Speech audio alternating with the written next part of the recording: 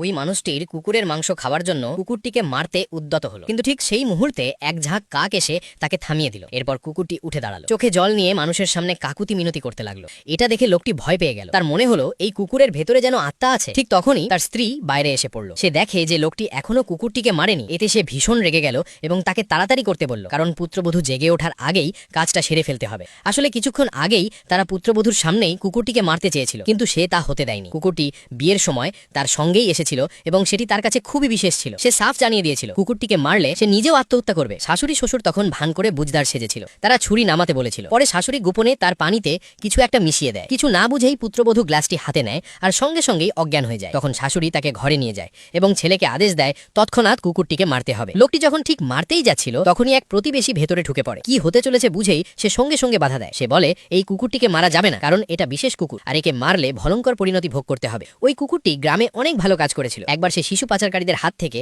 এক শিশুকে বাঁচিয়েছিল। অপরাধীকে ধরতে গিয়ে তাকে 3 বার ছুরি মারা হয়েছিল, তবুও সে ছাড়েনি। আবার একবার গ্যাস লিক হয়ে দম বন্ধ হওয়া এক বৃদ্ধ দম্পতিকে সে বাঁচিয়েছিল।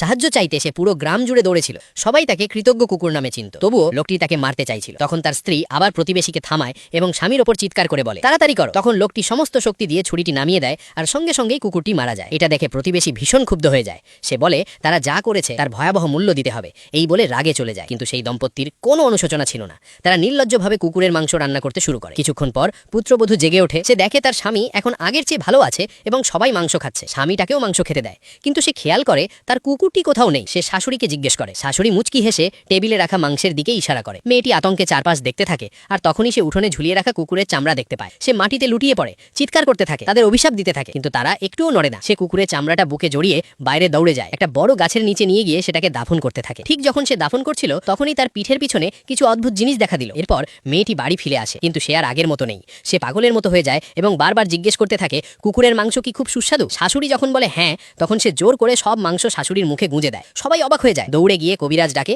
ডাক্তার বলে পুত্রবধূ গভীর মানসিক আঘাতে রয়েছে, তাকে কিছুদিন বিশ্রামে রাখতে হবে। সেই রাতেই স্বামী কুকুরের কিডনি দিয়ে বানানো একটি প্লেট খায়। হঠাৎ তার শরীরে ভীষণ গরম লাগতে শুরু করে। সে নিজের স্ত্রীর ওপর ঝাঁপিয়ে পড়ে। স্ত্রী ভয়ে কাঁপতে থাকে এবং জিজ্ঞেস করে তার কি হয়েছে। সে বলে সে কিছু অদ্ভুত জিনিস দেখেছে, তবে হয়তো সেটা তার কল্পনা। সে আর নিজেকে নিয়ন্ত্রণ করতে পারে না এবং আবার আক্রমণ করে, কিন্তু হঠাৎ দেওয়ালে এক বিশাল কুকুরের মাথা ভেসে ওঠে।